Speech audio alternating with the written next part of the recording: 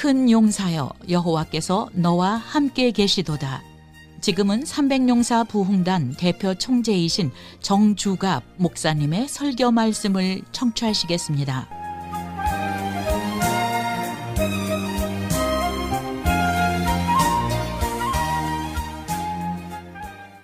안녕하세요. 좋은 아침입니다. 정주갑 목사입니다. 오늘 이 좋은 아침에 같이 은혜 받을 하나님의 말씀은 요한복음 14장 16절에서 20절 말씀입니다. 제가 봉독해 드리겠습니다. 내가 아버지께 구하겠으니 그가 또 다른 보혜사를 너희에게 주사 영원토록 너희와 함께 있게 하리니 그는 진리의 영이라. 세상은 능히 그를 받지 못하나니 이는 그를 보지도 못하고 알지도 못합니다.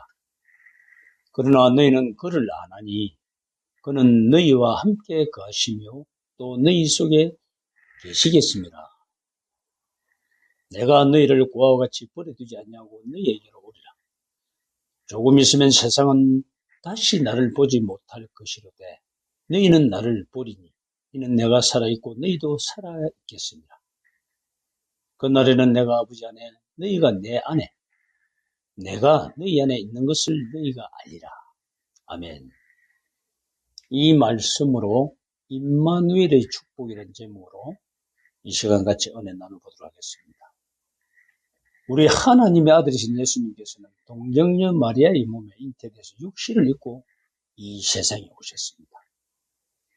마태복음 1장 18절에서 23절을 보면은 요셉은 자신의 약혼녀인 마리아가 임신했다는 소식을 듣고 깊이 고민하다가 정혼관계를 가만히 끊고 있습니다.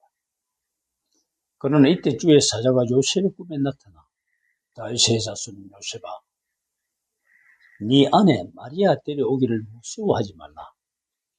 그에게 잉태된 자는 성령으로 된 것이라. 아들을 낳으리니 이름을 예수로 하라. 이는 그가 자기 백성을 그들의 죄에서 구원할 자이심이라는 뜻을 품고 있다고 저는 말씀을 하고 있습니다. 또 주의 사자는 700여 년 전에 이사야 선지자가 예언한 말씀을 인용하여서 보라, 처녀가 잉타의 아들을 낳을 것이요 그의 이름은 임마누엘이라 하리라 하셨으니 이를 번역한 즉 하나님이 우리와 함께 계시다 함이라고 말해 주었습니다. 여기서 우리는 예수님의 또 다른 이름이 임마누엘이라는 것을 알게 됩니다. 다시 말해서 하나님의 아들이신 예수님이 이 세상에 오심으로써 하나님이 우리와 함께 계시다라는 임마누엘의 놀라운 축복을 우리가 받게 된 것입니다. 그런데 죄는 인간들 하여금 하나님을 등지고 하나님으로부터 멀리 떠나 하나님과 원수가 되게 만듭니다. 따라서 인간들은 하나님을 까맣게 잊어버리고 하나님 없이 제멋대로 살다가 결국 심판을 받아서 멸망에 이르게 됩니다. 성경을 보면 하나님을 잊어버리고 죄 가운데 살던 인간들은 노아 시대부터 그때부터 이르러서 노아 8식구를 제외하고는 모두 심판을 받아서 홍수로 멸망하게 되었죠. 그 후에 죄악이 가득했던 소돔과 고모라가 유황불에 멸망당했습니다.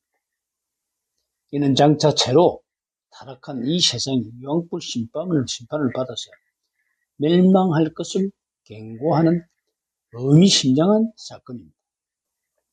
구약 성경을 보면은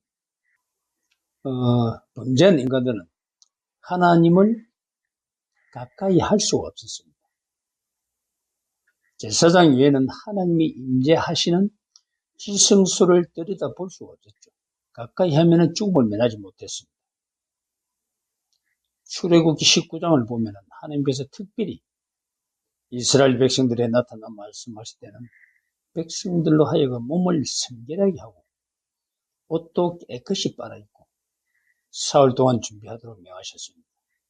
그리고 만일 사람이나 짐승이나 하나님이 정해주신 경계선에 가까이 가면 죽을 것이라고 말씀하셨습니다.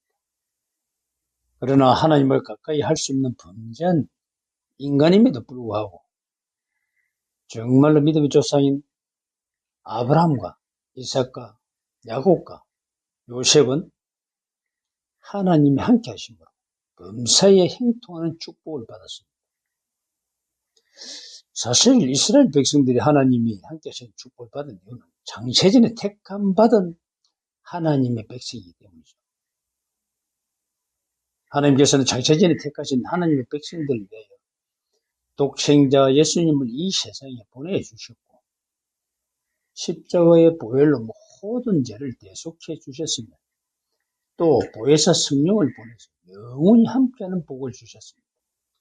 그러므로 성령으로 아니하고는 누구든지 예수님을 주시라 할 수가 없다고 고린도전서 12장 3절에 이렇게 착하게 말씀해 주고 계십니다. 그뿐만이 아니죠. 하나님께서 창세전에 택하신 하나님의 백성들, 곧 영생을 주시기로 작정된 자들은 모두 성령으로 말미암아 예수님을 믿게 된다고 하였습니다. 이렇게 성령으로 말미암아 예수님을 믿게 된 사람은 누구나 성령으로 거듭나게 됩니다. 성령으로 거듭난 사람은 먼저 반드시 죄를 회개하게 됩니다. 예수님의 십자가 은혜를 생각하면서 눈물로 회개하는 역사가 나타납니다. 그리고 성령을 선물로 받아서 은혜 가운데 살게 됩니다. 성령으로 거듭난 사람은 자신의 죄와 허물을 깨닫습니다. 동시에 하나님의 사랑을 깨달으면서 자신의 사명이 무엇인지 알고 하나님 앞에 충성하게 됩니다. 또 여러 변화가 일어납니다. 성품이 변하고 생각하는 것이나 말하는 것이나 가치관이 완전히 달라지죠. 따라서 삶의 목표와 목적이 달라지고 점점 더 거룩해지며 주님을 닮아가는 삶을 살게 됩니다. 그리고 능력을 받습니다. 믿음의 능력, 경건하게 살 수 있는 능력, 또 기도의 능력, 전도의 능력, 마귀를 이기는 능력, 그리고 환난과 시험을 이기는 능력을 갖게 됩니다. 무엇보다도 신앙생활이 즐거워집니다. 예배가 즐거워지고 찬양과 기도 생활이 즐거워지고 말씀을 읽고 듣는 것이 즐거워지면서 영혼을 구원하는 전도 일에 보람을 느끼게 됩니다. 따라서 성령으로 거듭난 사람은 성령의 은혜로 말미암아 점점 더 행복한 사람이 됩니다. 하나님을 더욱 사랑하게 되고 하나님을 위한 소원을 가지게 되면서 마침내 하나님의 영광을 위한 헌신된 일꾼이 됩니다. 사도 바울은 너희가 하나님의 성전인 것과 하나님의 성령이 너희 안에 계시는 것을 알지 못하느냐라고 말했습니다. 예수 믿는 사람은 혼자가 아닙니다. 언제나 하나님의 함께 하십니다. 본문에서 예수님께서는 그가 또 다른 보혜사 너희에게 주사 영원토록 너희와 함께 있게 하리니 그는 너희와 함께 거하시며 또 너희 속에 계시겠습니다. 내가 너희를 고아와 같이 버려두지 않냐고 너희에게 오리라고 약속하는 말씀까지 해주십니다. 따라서 예수 믿는 사람은 우리와 함께 하시는 하나님이 우리 안에, 우리가 하나님 안에 있는 엄청난 축복을 받은 사람들입니다. 그러므로 저와 여러분은 그 옛날 믿음의 조상인 아브라함, 이삭, 야곱, 요셉 그리고 이스라엘 백성보다 더 큰 복을 받은 자들입니다. 이처럼 예수 믿는 사람들은 하나님이 함께 하시는 엄청난 복을 받았음에도 그 큰 환난을 당할 때는 마치 하나님이 자신을 떠난 것처럼 그렇게 해갖고 하나님이 멀리 계신 것 같고 또 하나님으로부터 또 버림받은 것 같은 그런 마음을 갖게 됩니다. 그러나 이런 느낌에 절대 속지 마시기 바랍니다. 하나님이 나와 함께 계시는 것처럼 느껴지든지 또 그렇지 않든지 나를 떠나신 것 같은 생각이 들든지 아니 들든지 하나님은 우리와 함께 하겠다고 약속하신 것을 꼭 믿으시기 바랍니다. 이사야 43장 1절에 3절에 보면 이렇게 되어 있습니다. 야곱아 너를 창조하신 여호와께서 지금 말씀하시느니라. 이스라엘아 너를 지으신 이가 말씀하시느니라. 너는 두려워하지 말라. 내가 너를 구속하였고 내가 너를 지명하여 불렀나니 너는 내 것이라. 내가 네가 물간도로 지날 때에 내가 너와 함께 할 것이고 강을 건널 때에 물이 너를 침몰하지 못할 것이며 네가 불 가운데로 지날 때에 타지도 아니할 것이요 불꽃이 너를 사르지도 못하리니 대저 나는 여호와 내 하나님이요 이스라엘의 거룩한 이요 내 구원자임이라. 아멘. 성도 여러분, 하나님이 함께 하신다는 것은 아무 어려움 없이 편안하게 사는 것만을 의미하는 것은 아닙니다. 살다 보면 하나님의 자녀들도 환난을 당할 때가 있고 험난한 물속을 건너야 할 때도 있습니다. 무수한 물을 통과할 때도 있습니다. 그러나 어떤 환난이나 어려움 속에서도 하나님이 우리와 함께 하신다는 사실을 꼭 믿으시기 바랍니다. 또 환난의 때는 하나님이 우리와 함께 하심을 구체적으로 체험하는 그런 좋은 기회가 됩니다. 이사야 46장 3절에서 4절은 다음과 같이 전합니다. 야곱의 집이요 이스라엘 집에 남은 모든 자여 내게 들을지어다. 배에서 태어남으로부터 내게 안겼고 태에서 남으로부터 내게 업힌 자 너희여 너희가 노년에 이르기까지 내가 그리하겠고 백발이 되기까지 내가 너희를 품을 것이라. 내가 지었은즉 내가 업을 것이요 내가 품고 구하여 내리라. 아멘. 다시 말해서 우리가 이 세상에 태어난 때부터 천국에 갈 때까지 하나님 우리를 안아주시고 또 품어주시고 구해주시고 언제나 우리와 함께 하시겠다는 말씀입니다. 이런 말씀을 들으면 정말로 기뻐서 온몸에 전율이 일어나야 합니다. 이사야 49장 14절에서 17절을 보면 큰 환난과 고통을 당할 때에 이스라엘 백성들은 하나님이 우리를 버리고 잊으셨나 보다 하고 생각했습니다. 이때 하나님께서 이사야 선지자를 통하여 여인이 어찌 그 젖 먹는 자식을 잊겠으며 자기 태에서 난 아들을 긍휼히 여기지 않겠느냐. 그들은 혹시 잊을지라도 나는 너를 잊지 아니할 것이라. 내가 너를 내 손바닥에 새겼구라고 말씀해주고 계십니다.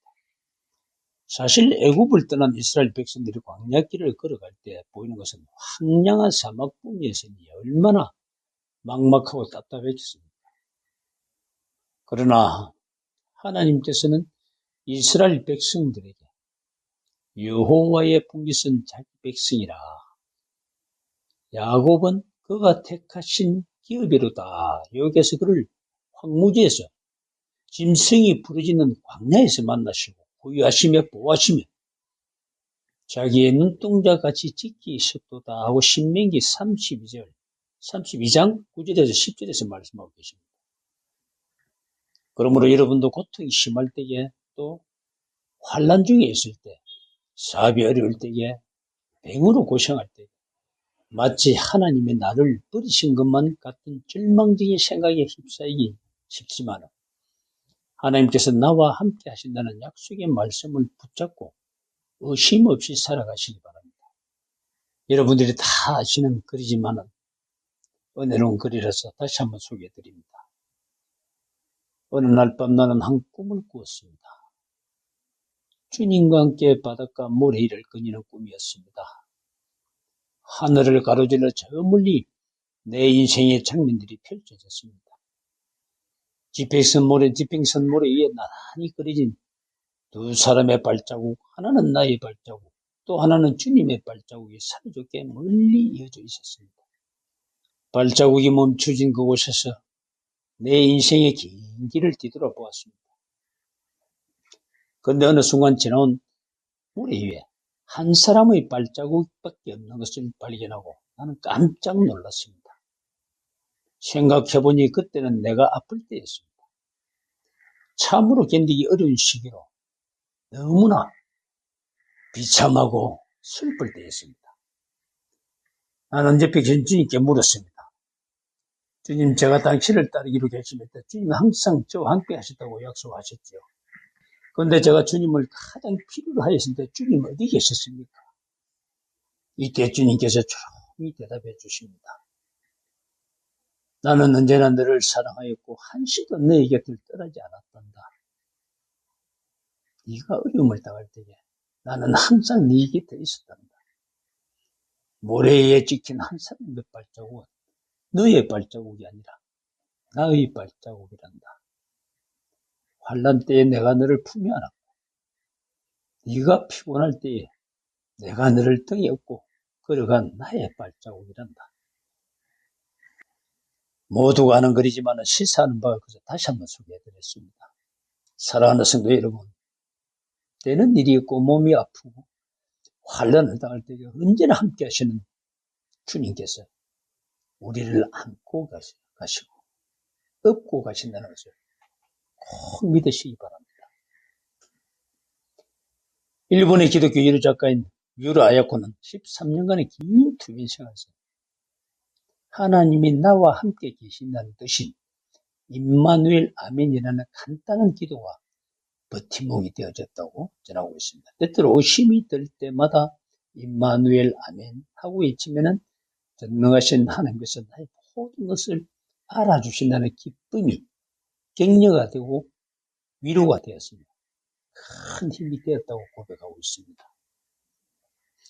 또 검은 대륙 아프리카에서 헌신한 위대한 선교사님 데이비드 리빙스턴이 말년에 중국 옥스퍼드 대학에서 명예 박사 학위를 받게 되었습니다.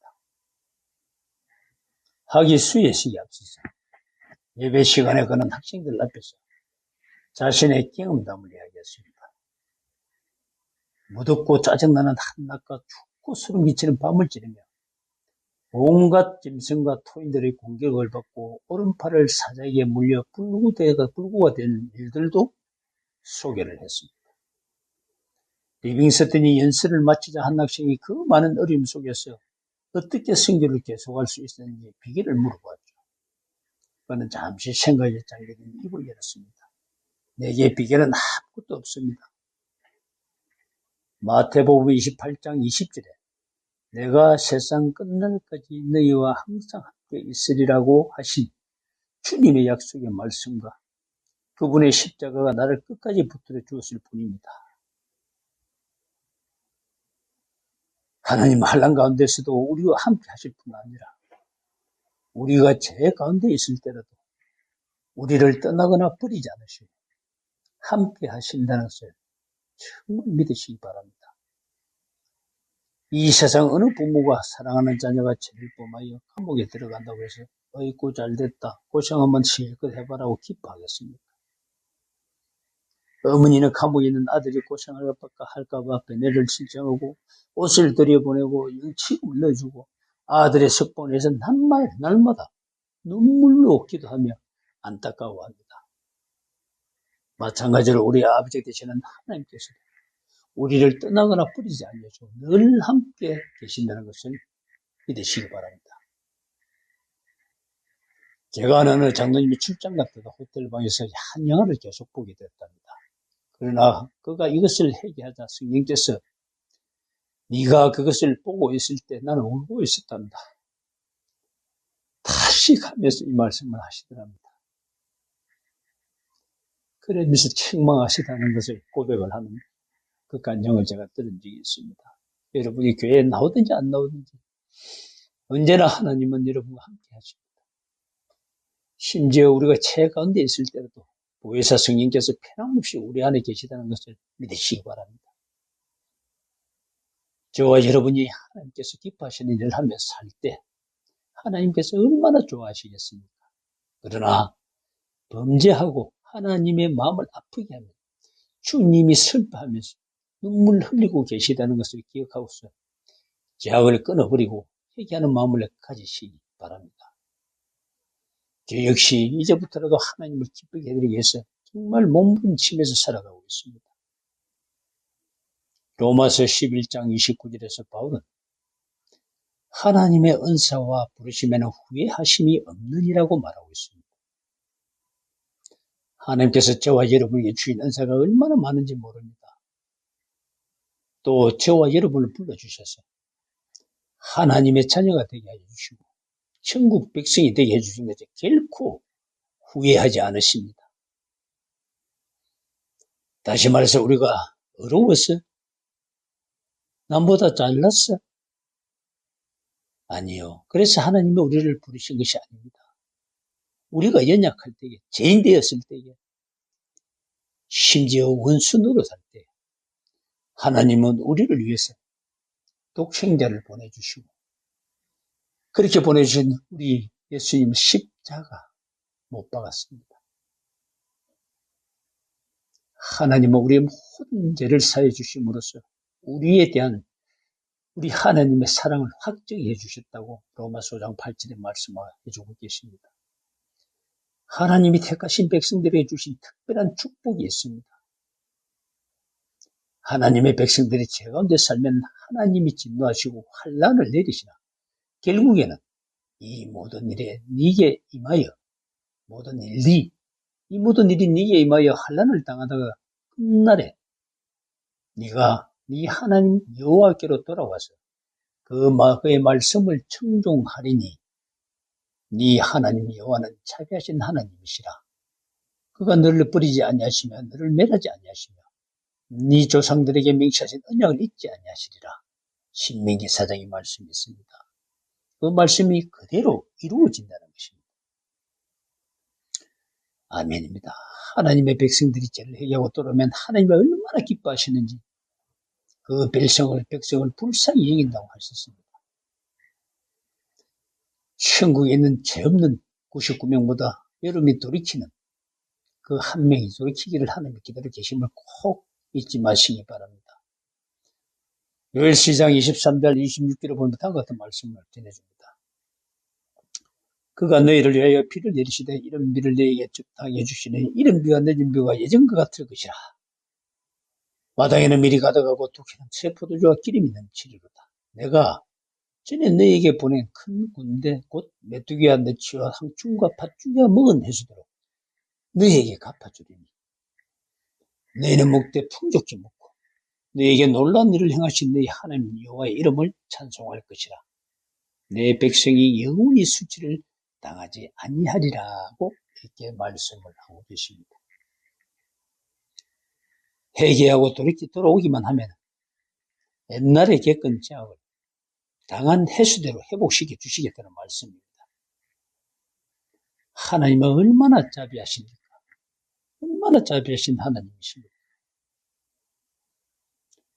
결론입니다. 지금까지는 어떻게 살았던 또 어떻게 하고 있던 모르겠지만 지금부터라도 정말 이 말씀이 내 말씀이 되어서 하나님 말씀 안으로 하나님 품 안으로 하나님이 기뻐하시는 그 일을 해드리는 또 그 일을 하는 일에 그런 자리에 기도의 자리에 예배의 자리에 나와서 하나님 앞으로 돌아오는 그런 놀라운 역사가 있게 되기를 주의 이름으로 축원을 드립니다. 하나님은 언제나 우리와 함께 하심으로 저와 여러분은 결코 혼자가 아닙니다. 심지어 우리가 죄 가운데 있을 때라도 하나님이 우리와 함께 하신다는 것을 알고 또 우리로 인하여 슬퍼하실 주님을 생각하면서 속히 회개하고 주님 앞으로 돌아오시기 바랍니다.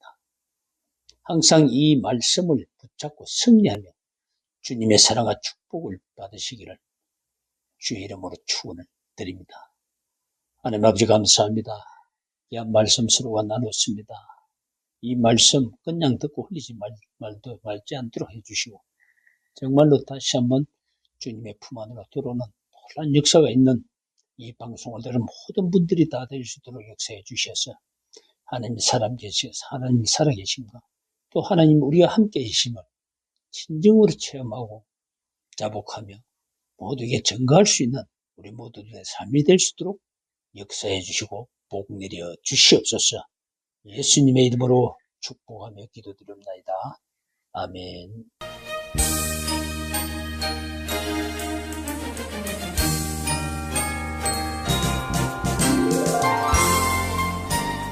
지금까지 300용사 부흥단 대표 총재이신 정주갑 목사님의 설교 말씀을 청취하셨습니다. 300용사 부흥단 횃불기도회는 기도하는 겸손한 용사들을 찾고 있는 소교파적 단체입니다. 한국의 송파구를 중심으로 전국적인 지부를 두고 있으며 미국에는 뉴욕의 뉴욕 지부 뉴욕 새생명교회, 뉴욕 샬롬 지부 뉴욕 샬롬 교회가 있으며 LA의 LA 본부, LA 웨스트 지부 등 6개의 지부가 있으며 앞으로 세워질 지부는 조지아, 노스캐롤라이나, 플로리다, 필리핀, 일본 등 열방의 문을 열게 되어 내년 2월에는 파키스탄 지부가 발대식을 갖게 됩니다.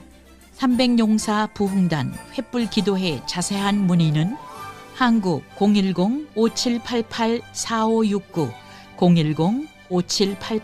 010-5788-4569번이나 미국 617-780-6521